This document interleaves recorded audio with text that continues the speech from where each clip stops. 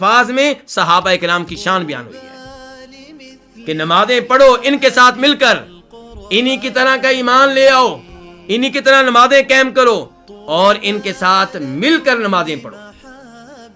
اور یہاں سے یہ بھی پتا چلا کہ نماز جماعت کے ساتھ ادا کرنی چاہیے، مردوں پہ واجب ہے، فرض ہے، جبکہ کوئی عذر نہ ہو کہ وہ نماز پڑھیں جماعت کے ساتھ۔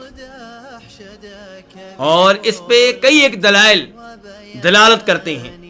مثال کے طور پہ مسلم شریف کی حدیث ہے، نبی علیہ الصلوۃ والسلام کے پاس ایک نبینا صحابی آتے ہیں کہ اللہ کے رسول، میں نبینا ہوں، مجھے مسجد میں لانے والا کوئی نہیں ہے، آپ مجھے رخصت دیتے ہیں کہ میں گھر میں نماز پڑھ لیا کروں؟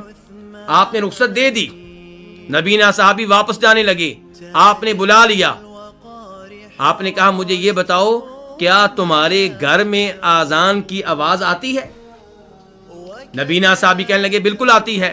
فرمایا پھر تمہارے اوپر واجب ہے کہ اذان میں نماز کی جو دعوت دی گئی ہے اسے قبول کرو اور مسجد میں آ کر جماعت کے ساتھ نماز ادا کرو۔ نبینا صحابی کو رخصت نہیں ملی، میں اور آپ نوجوان، صحت مند، بینائی بھی موجود، ہاتھ بھی کام کرتے ہیں، پاؤں بھی کام کرتے ہیں، اللہ کی ہر نعمت موجود ہے، ہم گھر میں نماز کیوں پڑھتے ہیں؟ جماعت کے ساتھ نماز پڑھنے میں سستی کیوں کرتے ہیں؟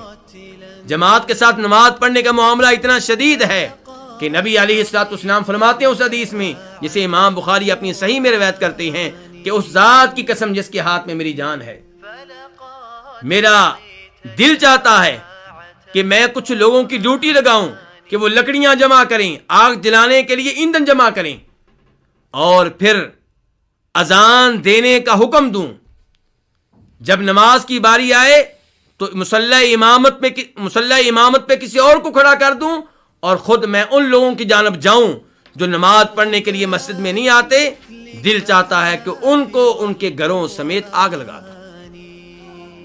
جماعت کے ساتھ نماز نہ پڑھنا اتنا بڑا جرم کہ آپ کیا فرما رہے ہیں؟ دل چاہتا ہے کہ ایسے لوگوں کو ان کے گھروں سمیت آگ لگا دو، لیکن آپ نے یہ کام نہیں کیا۔ کیوں؟ کچھ دیگر روایات سے پتہ چلتا ہے اس لیے کہ گھروں میں عورتیں موجود ہیں، بچے موجود ہیں جن پہ یہ واجب نہیں ہے کہ وہ جماعت کے ساتھ نماز ادا کریں، تو وہ بھی آگ میں جل جائیں گے، اس لیے آپ نے یہ کام نہیں کیا۔ اور دوسرے نمبر پہ بعد میں آپ کو یہ بھی بتا دیا گیا کہ آگ کا عذاب صرف اللہ ہی دے سکتا ہے، مخلوق میں سے کسی کو حق حاصل نہیں ہے کہ کسی دوسرے انسان کو آگ کے عذاب میں مبتلا کرے۔ خلاصہ کلام کیا ہے کہ اللہ تعالیٰ کہہ رہے ہیں وَرْكَعُوا مَعَ الرَّاكِعِينَ، رکوع کرو، کن کے ساتھ مل کر؟